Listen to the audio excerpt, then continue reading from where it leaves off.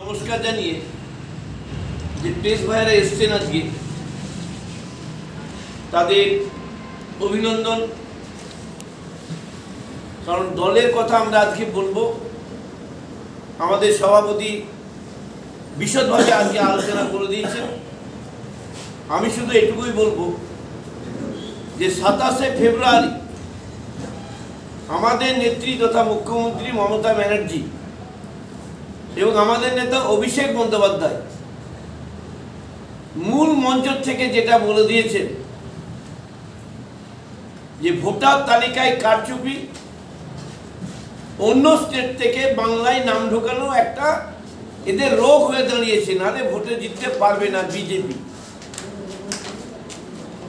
সেই মমতাদির ভাষণের পরে ভারতের নির্বাচন কমিশন নড়েচড়ে বসেন এবং সত্যতা যাচাই করতে গিয়ে দেখেন যে মমতা ব্যানার্জি বাংলার জনপ্রিয়, ভারতবর্ষের জনপ্রিয় নেত্রী, বাংলার মুখ্যমন্ত্রী যেটা বলেছেন তার মধ্যে সত্যতা রয়েছে। এবং ক্রমিক নাম্বার ধরে ধরে, বুথ নাম্বার ধরে ধরে যে ডাটা দিদি দেখিয়েছিলেন সেদিন, উনি 3 মাস টাইম নিয়েছেন নির্বাচন কমিশন।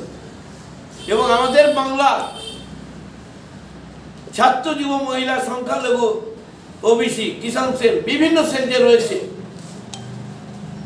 তারা দিদির কথায় সাই দিয়ে যে বাংলার মানুষ যারা বাংলায় থাকে, যারা বাংলায় ভোটার রয়েছেন, তাদের মধ্যে থেকে সরকার নির্বাচিত হবে, অন্য কোনো স্টেট থেকে নাম ঢোকানো যাবে না।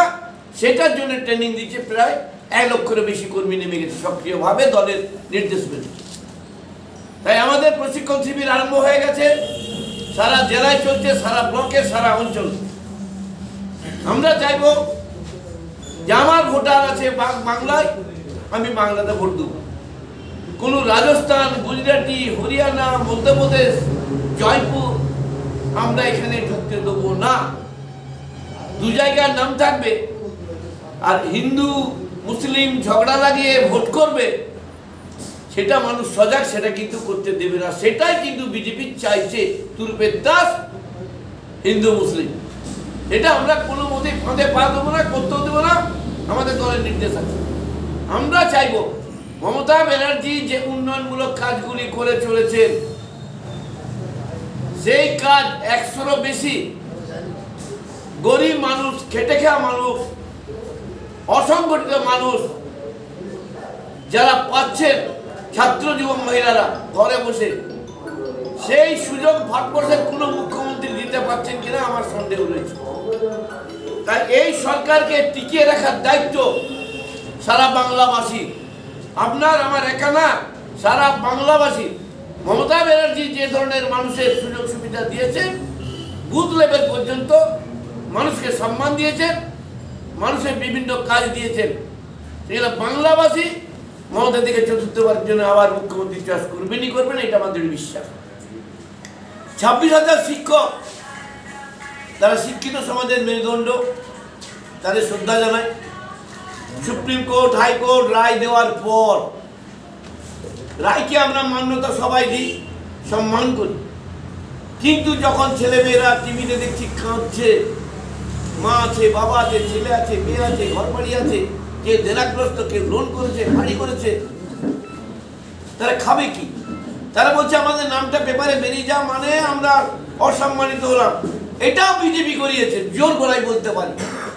সিপিএম, একটা শ্রেণীর কংগ্রেস, তারা দিল্লি গিয়ে শুভেন্দু বাবুর সঙ্গে গিয়ে অমিত শাহ প্রধানমন্ত্রীর সঙ্গে কথা বলে বাংলাকে কি করে ভাতে মারা যায়, অসম্মান করা যায়, শিক্ষাকে কে উড়িয়ে দেওয়া যায়, যাতে গন্ডগোল পাকে শিক্ষার জগৎটায়, সেই চেষ্টা আপ্রাণ করেছে।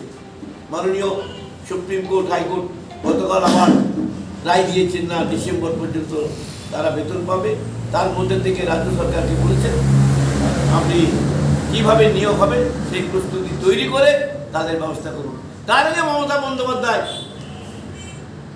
বাইরে বেরিয়ে, অর্থাৎ ঘেরাটোপের বাইরে বেরিয়ে শিক্ষকদের একটা মিটিং ডেকেছিলেন। ব্যাপক মানুষ গিয়েছিলেন, মানে শিক্ষকদের মধ্যে থেকে তাদের আশ্বস্ত করেন, ধৈর্য ধরুন, অপেক্ষা করুন, সময় কথা বলবে, আমরা আপনাদের পাশে আছি, পাশে থাকবো, ছেড়ে চলে যাব না। সেই ফলটা কালকে বেরিয়ে গেছে।